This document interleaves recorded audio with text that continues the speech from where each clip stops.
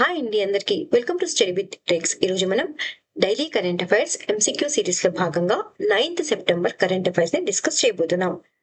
Wear was the rare sighting of the Himalayan brown bear with its family recently reported. Himalayan brown bear దాని కుటుంబంతో కలిసి ఇటీవల ఎక్కడ కనిపించింది అంటే గంగోత్రి నేషనల్ పార్క్ ఉత్తరాఖండ్ లో కనిపించడం జరిగింది. సో ఈ హిమాలయన్ బ్రౌన్ బేర్ ను సైంటిఫిక్ పేరు ఏంటి అంటే దీని యొక్క ఉర్సస్ ఆర్క్టోస్ ఇసబెల్లినస్. సో దీనిని ఇసబెల్లిస్ బేర్ లేదా హిమాలయన్ రెడ్ బేర్ అని కూడా పిలుస్తారు. సో ఇది యాక్చువల్ గా హిమాలయ ప్రాంతాల యొక్క ఎత్తైన ప్రాంతాల్లో కనిపించేటువంటి జంతువు. ముఖ్యంగా 3000 నుండి 5500 మీటర్ల ఎత్తులో నివసిస్తుంది. సో ఇటీవల ఎక్కడ కనిపించింది అనుకున్నాం, గంగోత్రి నేషనల్ పార్క్ ఉత్తరాఖండ్ మరియు రాష్ట్రంలోని నెలాంగ్ మరియు జుడింగ్ లోయలలో కనిపించడం జరిగింది. సో ఇది యాక్చువల్ గా ఏ దేశాలలో కనిపిస్తుంది అంటే పాకిస్తాన్, ఇండియా, నేపాల్, అదేవిధంగా టిబెటన్ ఆటోనమస్ రీజన్ అయినటువంటి చైనా రీజన్ మరియు భూటాన్ దేశాలలో కనిపిస్తుంది. అయితే భారతదేశంలో ఈ స్పీసీస్ అనేటువంటివి ఒక స్మాల్ పాపులేషన్ ఉందన్నమాట. ఏ రాష్ట్రాల్లో ఇది జీవించడానికి అనుకూలంగా ఉన్న ఏ రాష్ట్రాలు అంటే జమ్మూ అండ్ కాశ్మీర్, హిమాచల్ ప్రదేశ్ మరియు Uttarakhand. Where is India's first quantum city being established as part of the Karnataka quantum mission? So భారతదేశపు మొట్టమొదటి, ఎప్పుడైనా న్యూస్ లో భారతదేశపు మొట్టమొదటి అని వస్తే ఇది ఇంపార్టెంట్ అవుతుంది కరెంట్ అఫైర్. భారతదేశపు మొట్టమొదటి క్వాంటమ్ సిటీను కర్ణాటక క్వాంటమ్ మిషన్ లో భాగంగా ఎక్కడ స్థాపిస్తున్నారు అంటే బెంగళూరుకు సమీపంలోని హెసరగుట్టలో స్థాపించడం జరుగుతోంది. సో దీనిని కర్ణాటక ప్రభుత్వం ఎప్పుడు అనౌన్స్ చేసింది అంటే September 8th అనౌన్స్ చేసింది. ఎక్కడ అంటే బెంగళూరు సమీపంలో హెసరగట్ట ప్రాంతంలో 6.17 ఎకరాల భూమిని కేటాయించి భారతదేశపు మొట్టమొదటి క్వాంటమ్ సిటీ స్థాపనకు అనుమతి ఇవ్వడానికి జరిగింది. సో ఎన్ని కోట్లు ఇందులో స్పెండ్ చేయబోతున్నారు అంటే 1 crore విలువైనటువంటి క్వాంటమ్ మిషన్ భాగంగా దీనిని లాంచ్ చేయడం జరుగుతుంది. దీని యొక్క లక్ష్యం ఏంటి అంటే 2035 నాటికి $20 బిలియన్ విలువైన క్వాంటమ్ ఎకానమీని అభివృద్ధి చేయడం. సో ఇందులో ఇంకా ఏమేమి ఉంటాయంటే స్టార్టప్ల కోసం ఇంక్యుబేషన్ సెంటర్స్ ఏర్పాటు చేస్తారు, క్వాంటమ్ హార్డ్వేర్ ఉత్పత్తి కేంద్రాలను మరియు క్వాంటమ్ HPC డేటా సెంటర్లు కూడా ఉంటాయి. సో ఇందులో ఎంతమందికి ఉద్యోగాలు కల్పించనుంది అంటే 2 లక్షలకు పైగా ఉద్యోగాలను ఈ మిషన్ ద్వారా కల్పించనుంది. Which tournament did the India men's hockey team win by defeating South Korea 4-1 in the final held in Rajgir, Bihar? భారత పురుషుల హాకీ జట్టు రాజ్గిర్ బీహార్ లో జరిగిన ఫైనల్లో దక్షిణ కొరియాను ఓడించి ఏ టోర్నమెంట్ గెలుచుకుంది అంటే ఏషియా కప్ 2025 ను ఎవరు గెలుచుకున్నారు? భారత పురుషుల హాకీ జట్టు గెలుచుకోవడం జరిగింది. సో ఈ ఈవెంట్ ఎక్కడ జరిగింది అంటే బీహార్ లో జరిగింది. ఎవరిని ఓడించారు అంటే దక్షిణ కొరియాను ఓడించడం జరిగింది.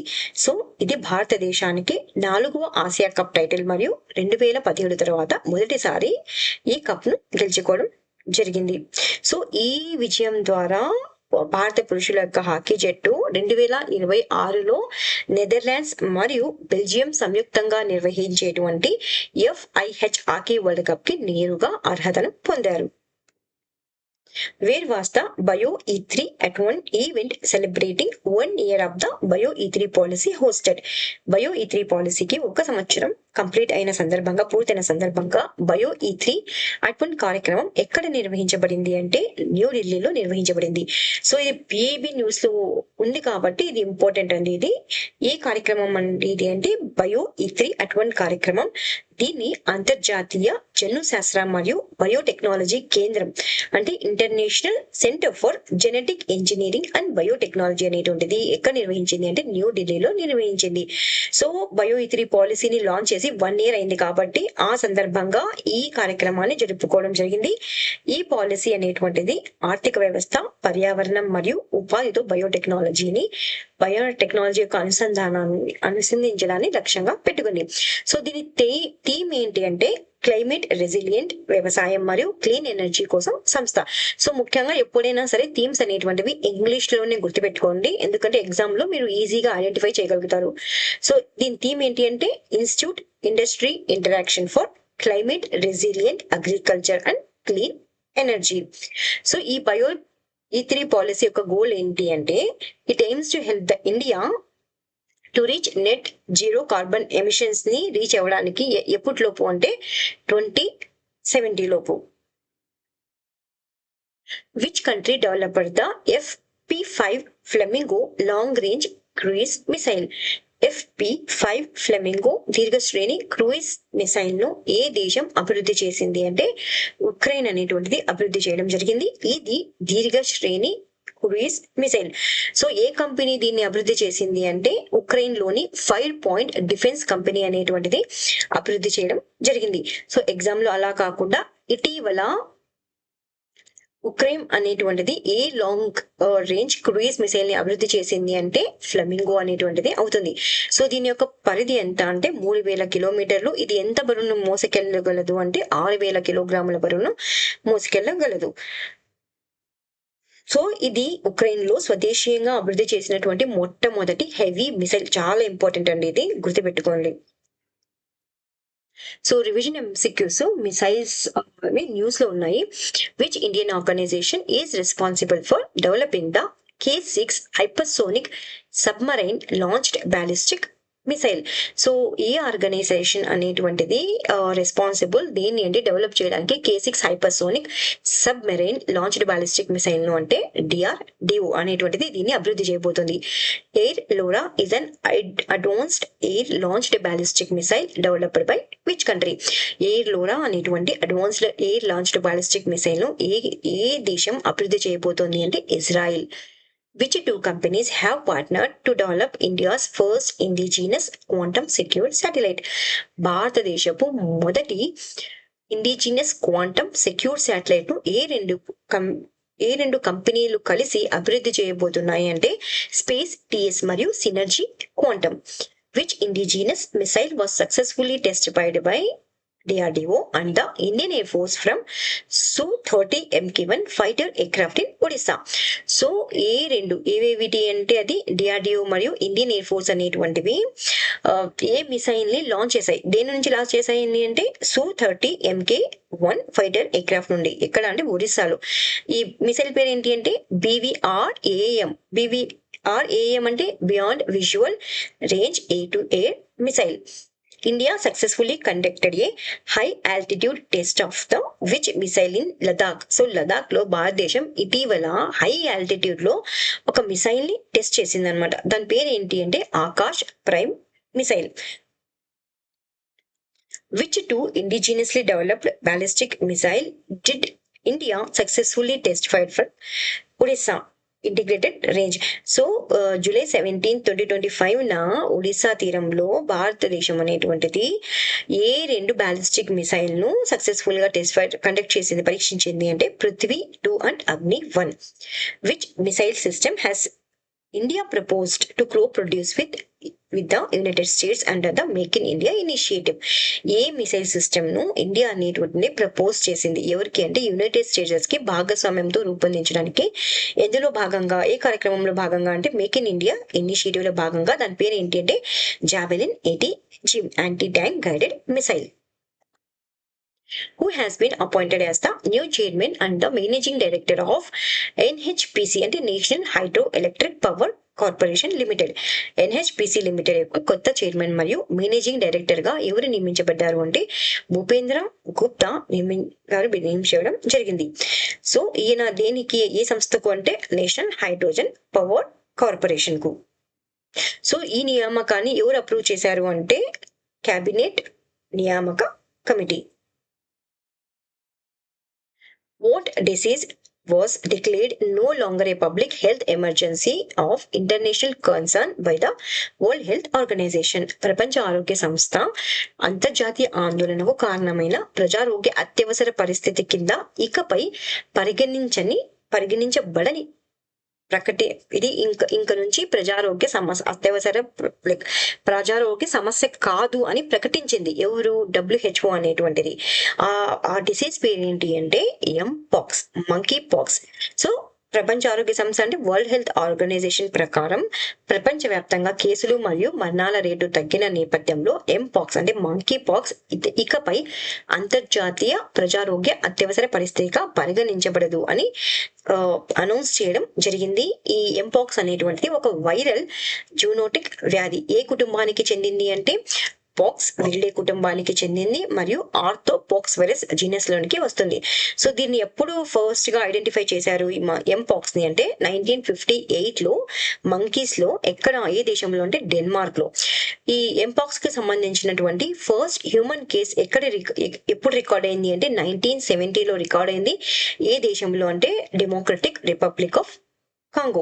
దీని యొక్క రిజర్వాయిస్ ఇది ఎక్కువగా దేని నుంచి మనకి సంక్రమిస్తాయి అంటే స్క్వైరల్, రోడెంట్స్ మరియు మంకీస్. ఇన్ఫెక్టెడ్ అనిమల్స్ నుండి హ్యూమన్స్ కి రావడానికి చాలా అవకాశాలు ఉన్నాయన్నమాట. బైట్స్ ద్వారా, స్క్రాచెస్ ద్వారా రావచ్చు. ఇక సిమ్టమ్స్ ఏముంటాయి ఒకవేళ గనక ఎంపాక్స్ వచ్చినట్లయితే అంటే fever, headache, muscle pain or back pain, స్వానల్ లింఫ్ నోడ్స్ అనేటువంటివి వస్తాయి. అయితే ఇప్పటి వరకు ట్రీట్మెంట్ అనేటువంటిది దీనికి కనుగొనలేదన్నమాట. నో స్పెసిఫిక్ ట్రీట్మెంట్ అనేటువంటిది లేదు. జస్ట్ ప్రైమరీ కేర్ అనేటువంటివి అంటే పెయిన్ రిలీఫ్ మెడిసిన్స్ అనేటువంటిది ఇవ్వడం ద్వారా దీన్ని క్యూర్ చేయొచ్చు. Which country banned 26 social media and online platforms, including Facebook's X and formerly known as Twitter and YouTube in September 2025. 2025 September లో ఫేస్బుక్, ట్విట్టర్, యూట్యూబ్ తో సహా 26 సోషల్ మీడియా మరియు ఆన్లైన్ ప్లాట్ఫామ్లను నిషేధించినటువంటి దేశం ఏది అంటే నేపాల్ ప్రభుత్వం అనేటువంటిది ఈ ప్లాట్ఫామ్స్ ను ఫేస్బుక్, యూట్యూబ్, ట్విట్టర్ ను నిషేధించింది.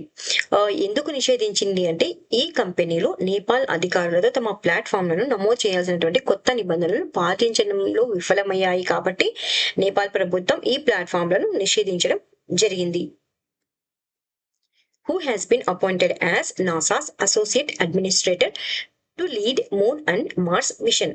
నాసా యొక్క అసోసియేట్ అడ్మినిస్ట్రేటర్ గా నియమితుడైన చంద్రుని యొక్క మరియు మంగళ, మార్స్ గ్రహ మిషన్లకు నాయకత్వం వహించబోయేటువంటి వ్యక్తి ఎవరు అంటే అమిత్ క్షత్రియ. సో ఇతను ఒక భారతీయ అమెరికన్ అన్నమాట, ఇండియన్ సిటిజన్ అన్నమాట. ఇతను నాసాలో అసోసియేట్ అడ్మినిస్ట్రేటర్ గా ఇతన్ని నియమించడం జరిగింది.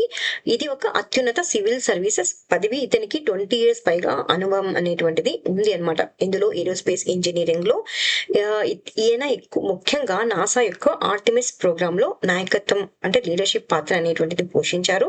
కాబట్టి ఈయనకు చంద్రుని మరియు మంగళ గ్రహ మిషన్లకు నాసా అనేటువంటిది ఇతన్ని నియమించడం జరిగింది.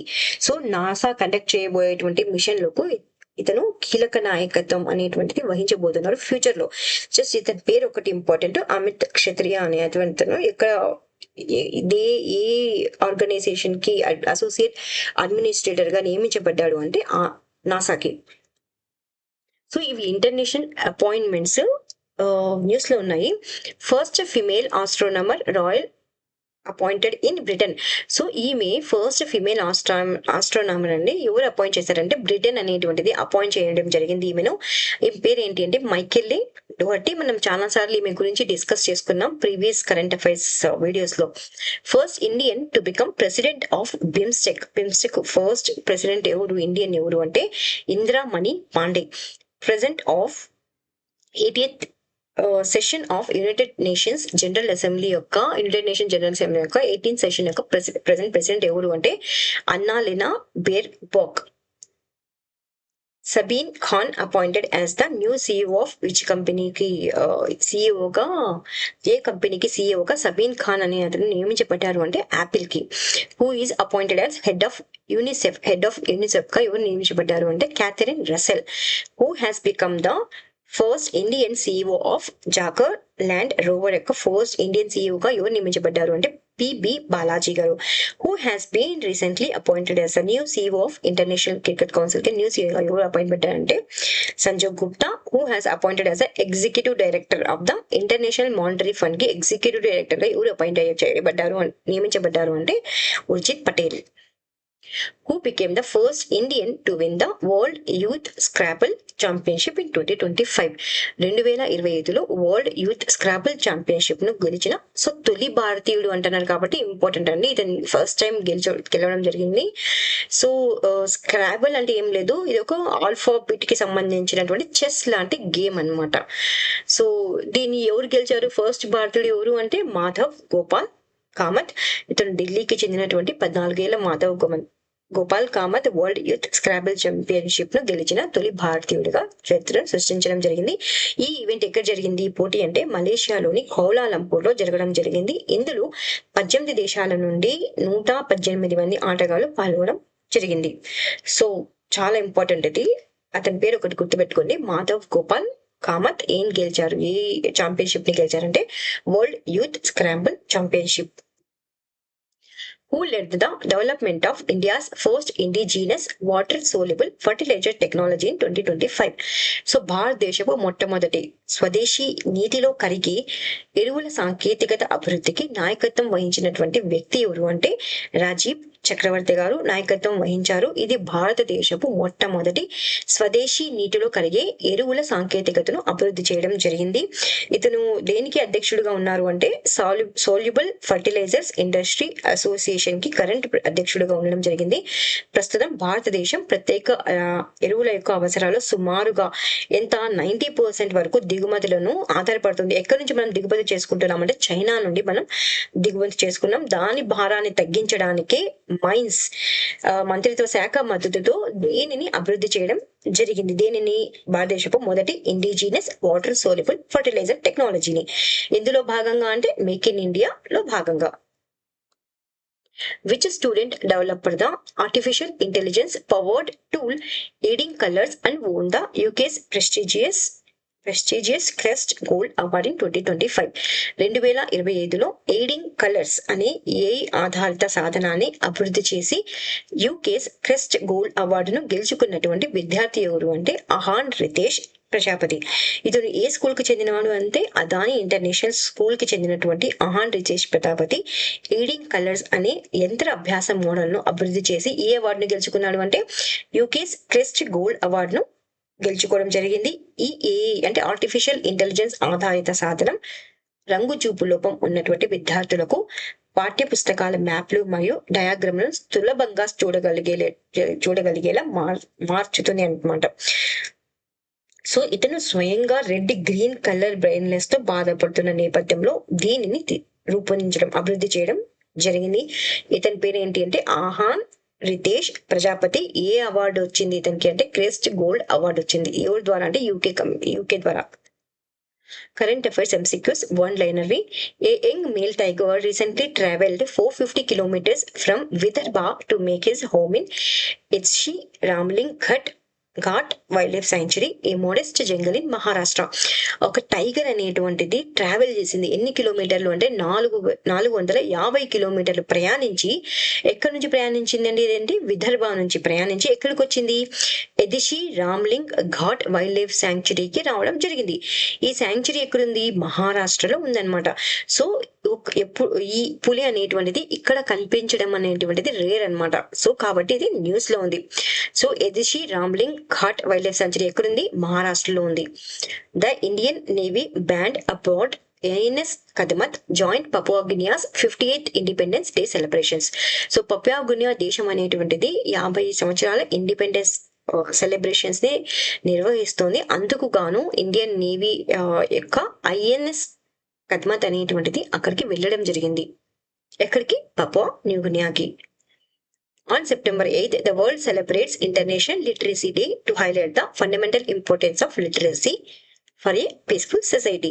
సో శాంతియుత సమాజానికి అక్షరాస్యత యొక్క ప్రాథమిక ప్రాముఖ్యతను హైలైట్ చేయడానికి ఎప్పుడు అంటే September 8న ప్రపంచం అంతర్జాతీయ అక్షరాస్యత దినోత్సవాన్ని జరుపుకోవడం జరుగుతుంది. ఫస్ట్ మనం ఈ అక్షరాస్యత దినోత్సవాన్ని ఎప్పుడు జరుపుకున్నామంటే 1967లో జరుపుకున్నాం. దాన్ని ఎవరు డిక్లేర్ చేశారంటే యునెస్కో అనేటువంటిది డిక్లేర్ చేసింది.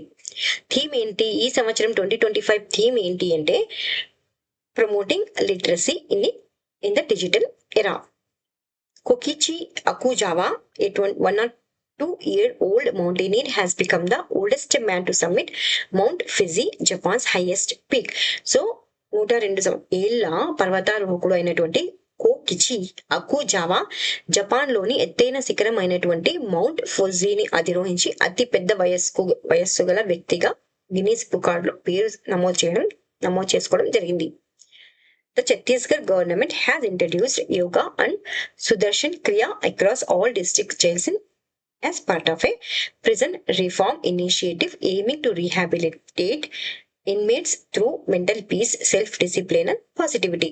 సో ఛత్తీస్ ప్రభుత్వం అనేటువంటిది ఇటీవల జైలు సంస్కరణలో భాగంగా అన్ని జైళ్లలో దేని ప్రవేశపెట్టింది అంటే యోగా మరియు సుదర్శన్ క్రియలను ప్రవేశపెట్టడం జరిగింది. ఎందుకు అంటే ఖైదీలకు మానసిక ప్రశాంతత, స్వీయ క్రమశిక్షణ మరియు సానుకూల దృక్పథం ద్వారా పునరావాసం కల్పించడం లక్ష్యంగా పెట్టుకుంది.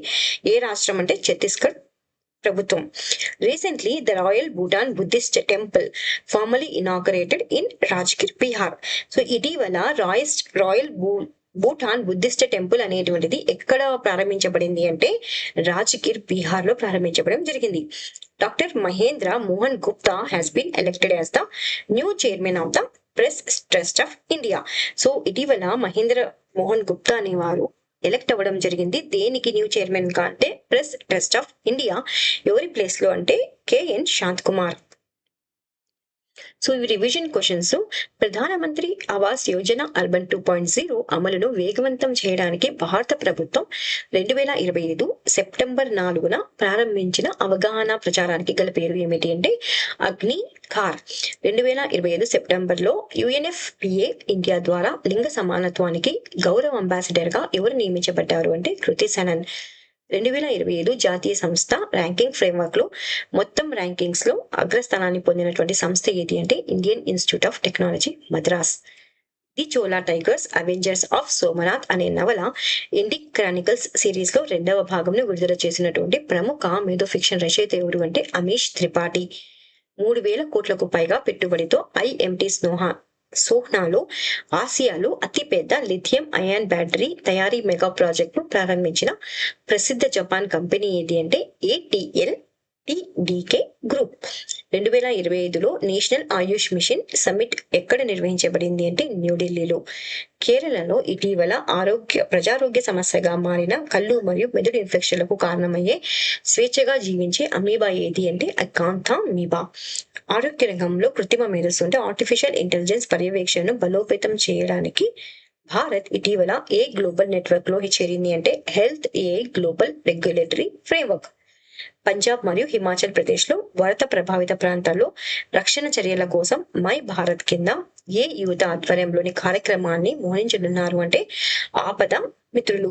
2025లో జరిగిన Under-17 సాఫ్ మహిళల ఛాంపియన్షిప్ లో అత్యంత విలువైన క్రీడాకారిణి అవార్డు ఎవరికి లభించింది అంటే అభిష్టా బస్నెట్. ఆగస్టు 27, 2025న PHDCCI నిర్వహించిన 2వ గ్లోబల్ స్పిరిచువల్ టూరిజం సమావేశంను ఏ నగరం నిర్వహించింది అంటే ఉజ్జయిని. సో ఇవి స్టాండర్డ్ జీకేలో భాగంగా నేషనల్ పార్క్స్ మరియు wild life sanctuaries of Rajasthan గురించి మనం ఈ రోజు డిస్కస్ చేయబోతున్నాం. నేషనల్ పార్క్స్ ఆఫ్ రాజస్థాన్ లో ఏ నేషనల్ పార్క్స్ ఉన్నాయంటే డిజర్ట్ నేషనల్ పార్క్ అనేటి ఉంటుంది. ఇక్కడ మేజర్ అవిఫానా అంటే వలస పక్షులు ఏమేమి ఉన్నాయంటే గ్రేట్ ఇండియన్ బస్టర్డ్, సిఆర్ అంటే ఏంది క్రిటికల్లీ ఇండేంజర్డ్. సో మొన్న గ్రూప్ 2 ఎగ్జామ్ మెయిన్స్ లో అడిగారు సిఆర్ అంటే ఏంది అని. సో సిఆర్ అంటే critically endangered. So desert national park లో గ్రేట్ ఇండియన్ బస్టర్డ్ అనేటువంటిది ఉంది అనమాట. మేజర్ అవిఫ్లానా అది. ఇంకా ఏమున్నాయి అక్కడ అంటే వలస పక్షులు ఇంకా ఏమున్నాయంటే eagles, harriers, falcons, buzzards and vultures. Major fauna ఏంటి ఇక్కడ అంటే chinkara or Indian gazelle, desert fox it is situated in, so ఇది ఎక్కడ ఉంది అంటే జైసల్మీర్ మరియు బార్మర్ డిస్ట్రిక్ట్ లో విస్తరించి ఉంది రాజస్థాన్ లో. ఇది one of the natural habitats అండి. ఎవరికి అంటే గ్రేట్ ఇండియన్ బస్టర్డ్ అనేటువంటివి ఇక్కడ ఉంటాయి. ఎక్కడ అంటే డిజర్ట్ నేషనల్ పార్క్ లో. Keoladeo Ghana national park Ramsar site. So Keoladeo national park అనేది ఒక రామ్సార్ సైట్ కూడా. దీన్ని ఇంకా ఏమని పిలుస్తారంటే భరత్పూర్ బర్డ్ శాంక్చురీ అని కూడా పిలుస్తారు. ఫేమస్ అండి దేనికి అంటే అవిఫానా వలస పక్షుల శాంక్చురీగా ఫేమస్ ఇది. థౌజండ్స్ ఆఫ్ బర్డ్స్ అనేటువంటివి ఇది ఇక్కడికి వస్తాయి. ఇది ఒక రామ్సార్ సైట్ మరియు యునెస్కో వరల్డ్ సైట్ కూడా. ఇక్కడ మెయిన్ గా అవిఫ్లానా ఏంటి క్యూలాడో ఘనా నేషనల్ పార్క్ లో అంటే వలస పక్షులు ఏమేమి ఉన్నాయంటే migratory waterfowl, sarus crane, vulnerable అది large non migratory crane found in parts of India. So major fauna ఏంటి దేంట్లో క్యూలాడో ఘనా నేషనల్ పార్క్ లో అంటే జంతువులు ఏమేమి ఉంటాయి మెయిన్ ఆ నేషనల్ పార్క్ లో అంటే blackbuck, hog deer, chital deer, sambar deer. Mukundra hills national park మరియు టైగర్ రిజర్వ్. దీన్ని పూర్వం ఏమని పిలిచేవారు అంటే దరహ్ వైల్డ్ లైఫ్ శాంక్చురీ అని కూడా పిలిచేవారు. ఇక్కడ మేజర్ ఫానా ఏంటి అంటే Bengal tiger, Indian wolf, leopard, chital, sambar, wild boar, sloth bear and chinkara. Major reptile fauna ఏంటి అంటే మగ్గర్ అంటే మొసళ్ళు అనేటువంటివి ఇక్కడ ఉంటాయన్నమాట, గరియల్స్ అవి.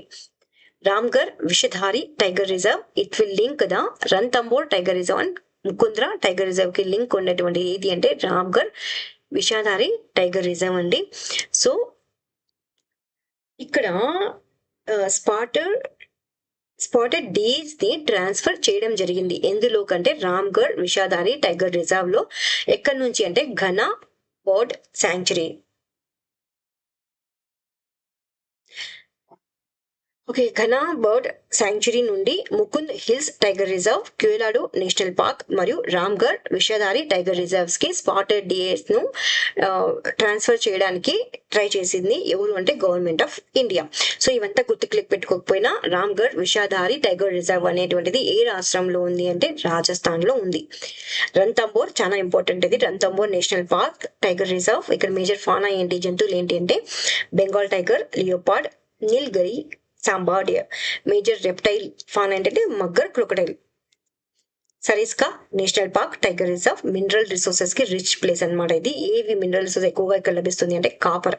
సో ఇక్కడ మేజర్ ఫానా ఏంటి Bengal tiger, Indian leopard, golden jackal, chital, sambar deer, nilgai, rhesus macaque. 2025లో రిపోర్టెడ్ దట్. సో ఇక్కడ 2005 లో ఎలాంటి టైగర్స్ అనేటువంటివి లేకుండా పోయాయన్నమాట. ఎందులో అంటే సరిస్కా నేషనల్ పార్క్ లో. కాబట్టి 2008లో 2 టైగర్లను రణ్తంబోర్ నేషనల్ పార్క్ నుండి సరిస్కా టైగర్ రిజర్వ్ కి రీలొకేట్ చేయడం జరిగింది. So just Sariska national park అనేటువంటిది ఎక్కడ ఉంది అంటే రాజస్థాన్ లో ఉంది అని గుర్తుపెట్టుకోండి. Wildlife sanctuaries of Rajasthan లో వైల్డ్ లైఫ్ శాంక్చురీస్ ఏమేమి ఉన్నాయి? Bhainsrorgarh wildlife sanctuary, Mukund hills wildlife sanctuary, Jaisamand wildlife sanctuary. So Dhebar lake అనేటువంటిది ఇక్కడ ఉండేటువంటి one of the largest artificial lakes in India అనమాట. అదొక్కటి గుర్తుపెట్టుకోండి చాలు. ఇంకా జమ్వా Ramgarh wildlife sanctuary, Jawahar Sagar wildlife sanctuary, Kailadevi wildlife sanctuary, mount Abu wildlife sanctuary important ఇది, national Chambal wildlife sanctuary,